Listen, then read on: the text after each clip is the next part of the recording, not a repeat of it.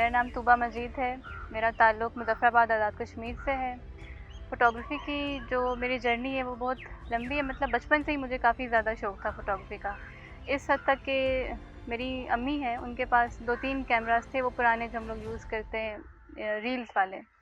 तो जब वो मेरी पिक्चर्स वग़ैरह लेती थी तो मैं 5-6 साल की थी, मैं उनमें भी उनकी गलतियाँ निकालती थी कि ये आपने यहाँ से गलत किया है, यहाँ से आपको ऐसे करना चाहिए था। और वो लोग हैरान होते थे कि ये इतनी सी छोटी-सी बच्ची है और उसको क्या अभी से हमें ये बता रही कि हमें कैसे फ़ोटोग्राफ़ी करनी है। ख़ैर टाइम गुज़रता गया, मेरी पढ़ाई को लेके मेरे वालिदैन काफ़ी संजीदा थे और उनका यही ख्वाब था कि मैं काफ़ी आगे तक पढ़ूँ या कोई डिग्री हासिल करूँ, जैसे कोई डॉक्टर्स है या कोई इंजीनियर है। लेकिन मुझे इन चीज़ों में इतनी ज़्यादा दिलचस्पी नहीं थी। Although I was a bright student, लेकिन मुझे फिर भी फ़ोटोग्राफ़ी में बहुत ज़्यादा इंटरेस्ट था और मेरा यही शौक़ था कि मैं अगर मैंने करना है तो मैं इसी फ़ील्ड में जाके कुछ पढ़ के फिर इस फ़ील्ड को आगे से मैं चूज़ करूँगी। लेकिन यहाँ पे मुज़फ़्फ़राबाद में कोई फ़िल्म मेकिंग का इस तरह से डिपार्टमेंट नहीं था हमारी यूनिवर्सिटी में, और मुज़फ़्फ़राबाद से बाहर जाने का मेरे घरवालों को कुछ उस वक़्त ख़्याल नहीं आया कि इसको बाहर भेजना चाहिए। फिर मैंने करते-करते बीकॉम किया और उसके बाद मैंने अपने करियर का आगाज़ किया। मैंने जॉब्स वग़ैरह स्टार्ट किए हैं। स्टार्टिंग में मैंने एक कंपनी थी मार्केटिंग की, स्मार्ट सर्कल, वहाँ पे मैंने जॉब की थी और वो रियल एस्टेट से कोई उनका एक प्रोजेक्ट था, यानी 3 महीने मैंने उसमें काम किया था। उसके बाद वो लोग काफ़ी मुझे कम पे कर रहे थे, 8,000 पर मंथ वो मुझे पे करते थे। तो मुझे लगा कि मुझे थोड़ा-सा ज़्यादा एक्सपोज़र चाहिए और फिर मुझे एक मौका मिला कि मैं इस्लामाबाद गई। वहाँ पे मैंने अम्मी का मेरा शौक़ था कि ये किसी पार्लर की फ़ील्ड में जाए या इस तरह से, क्योंकि उनका अपना भी 18 साल उनका पार्लर रह चुका है मुज़फ़्फ़राबाद में। उससे पहले वो पेशावर में भी काम कर चुकी थी। तो उनको काफ़ी शौक़ था कि मैं एक ब्यूटिशियन बनूँ या मेकअप आर्टिस्ट बनूँ।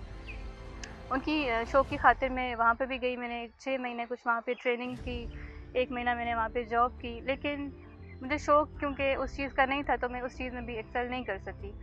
उसके बाद मैं वापस, क्योंकि कोरोना भी हो गया था उस टाइम पे, 2019-2020 की बात है, कि मैं वापस यहाँ पे आ गई। और तब जैसे कि पूरी दुनिया में एक पैंडेमिक चल रहा था और सबके फाइनेंशियल हालात पूरी दुनिया के ही ख़राब थे, तो उस तरह से हमारे भी थे। तो मुझे उस वक़्त जॉब की बहुत ज़्यादा ज़रूरत थी।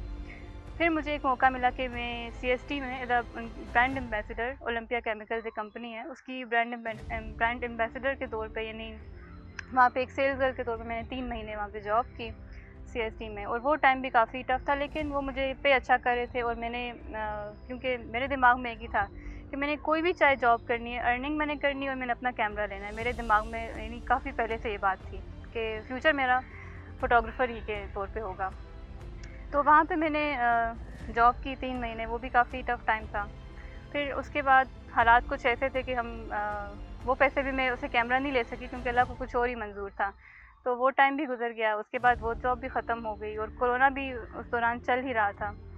तो इन सारी चीज़ों ने मुझे काफ़ी थोड़ा-सा मेंटली तौर पे भी डिस्टर्ब किया था।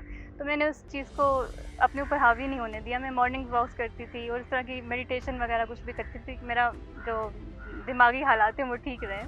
मैं मॉर्निंग वॉक्स पे निकली हुई थी और आपको पता ही है हमारा वॉक पे कितना खूबसूरत है। तो उसको देख के मुझे ये हुआ कि मुझे लैंडस्केप से स्टार्ट करना चाहिए, मतलब ऐसे ही मैं पिक्चर्स वग़ैरह लेती थी। उसको भी मैंने प्रोफ़ेशनली स्टार्ट नहीं किया था। तो मेरी दोस्त थी एक, मेरी कज़न भी है, उसने मुझे मशवरा दिया कि ये इंस्टाग्राम अकाउंट आप बनाएँ या फ़ेसबुक अकाउंट बनाएँ, वहाँ पे आप पोस्ट करें, आपकी पिक्चर्स अच्छी हैं। मैंने पहले तो इस बात को इतना सीरियसली नहीं लिया, क्योंकि मेरे पास एक बहुत ही मामूली सा मोबाइल था और उससे मैं अपने शौक़ की हद तक बस पिक्चर्स लेती थी। लेकिन आहिस्ता-आहिस्ता करते-करते, क्योंकि मेरी एडिटिंग काफ़ी अच्छी थी उसी दौर से, तो मैं उन चीज़ों को, पिक्चर्स को एडिट करके मैंने फिर पोस्टिंग करना स्टार्ट की। वहाँ से मुझे थोड़ा-थोड़ा लोग जानने लगे कि अच्छा ये फ़ोटोग्राफ़ी कर रही हैं। लेकिन फिर भी मतलब बहुत ही थोड़ा, यानी 1 या 2% लोगों ने मुझे पहचाना होगा एज़ अ फ़ोटोग्राफ़र। मुझे कुछ लोगों ने मशवरा दिया कि आपको वेडिंग इंडस्ट्री में भी आना चाहिए, आपकी फ़ोटोग्राफ़ी अच्छी है। लेकिन मसला ये था कि मेरे पास तब कैमरा नहीं था और कैमरा होता है काफ़ी महँगा। तो अब ये था, सवाल ये पैदा होता है कि कैमरा लेना कहाँ से, कैसे लेना है और उसके लिए पैसे कैसे जमा करने हैं।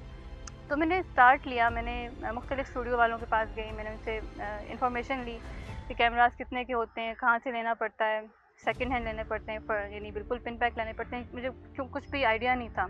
एडिटिंग का मैंने उनसे पूछा। ख़ैर मैंने 1 महीना एक स्टूडियो वाले थे उनके साथ लगाया। उन्होंने मुझे बेसिक जो सॉफ्टवेयर्स होते हैं उनको यूज़ करना सिखाया।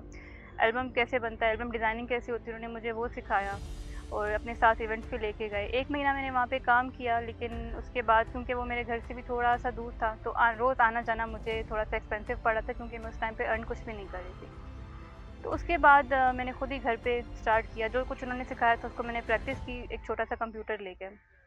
प्रैक्टिस करने के बाद मेरा और शौक बढ़ता गया कि इसको मुझे मज़ीद सीखना है, मज़ीद मैं काफ़ी अच्छा कर सकती हूँ इससे।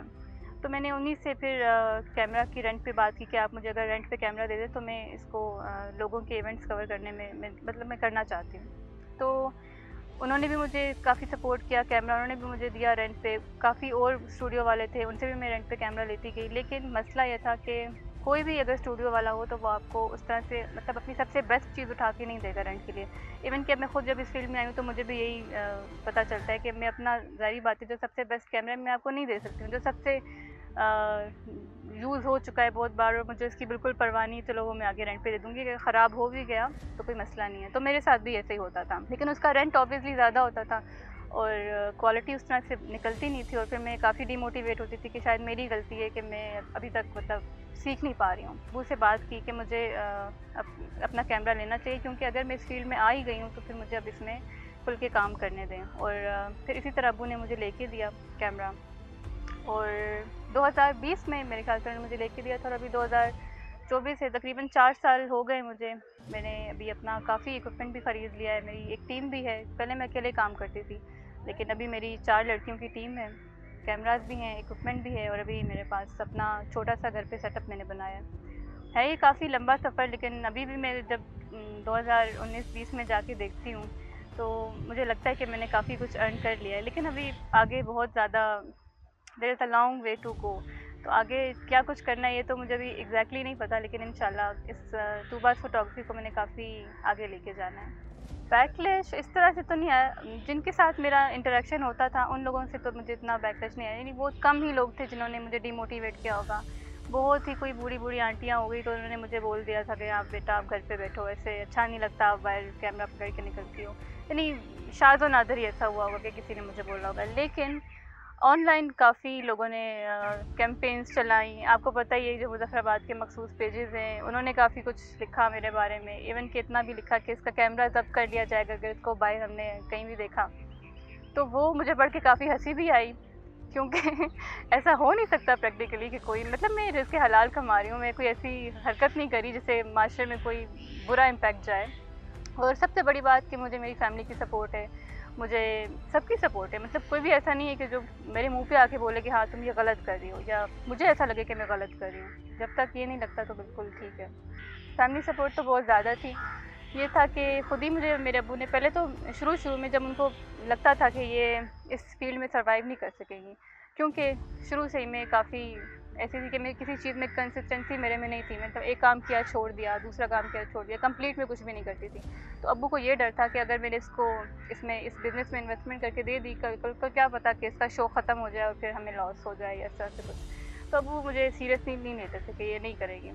वो उस वक़्त थोड़ा-सा था कि परमिशन नहीं दे रहे थे, लेकिन जब उनको लगा कि ये वाक़ई में करना चाहती है और इसमें इसको शौक भी ज़्यादा है, तो फिर उन्होंने मुझे खुद कैमरा भी लेके दिया। शुरू में जब ये होता था कि मेरे आउट स्टेशन इवेंट्स होते थे, यानी यहाँ से रावलाकोट, बाग, इवन इस्लामाबाद, तो यहाँ के लिए मुझे परमिशन मिलना थोड़ा-सा उनके लिए मुश्किल होता था कि मैं अकेला कैसे इसको भेज सकता हूँ। लेकिन वक़्त के साथ-साथ फिर उनको भरोसा भी हो गया। मैं हमेशा यही कहती हूँ, अभी भी मैं यही कहूँगी कि अगर आपको इस फ़ील्ड का शौक है, किसी भी चीज़ का शौक है, आप उसको परस्यू करें। आप उसी में जाएँ जिसका आपको शौक है, क्योंकि मेरे साथ भी यही हुआ था। मुझे जिन चीज़ों का शौक नहीं था, मैं ज़बरदस्ती उनमें घुसती गई, पैसे की खातिर या कुछ भी, या टाइम पास की खातिर, लेकिन मैं वहाँ पे सर्वाइव नहीं कर सकी। 3 महीने 4 महीने से ज़्यादा मैंने वहाँ पे काम नहीं कर सकी, क्योंकि मुझे शौक नहीं था, मैं एकदम से फेड अप हो जाती थी।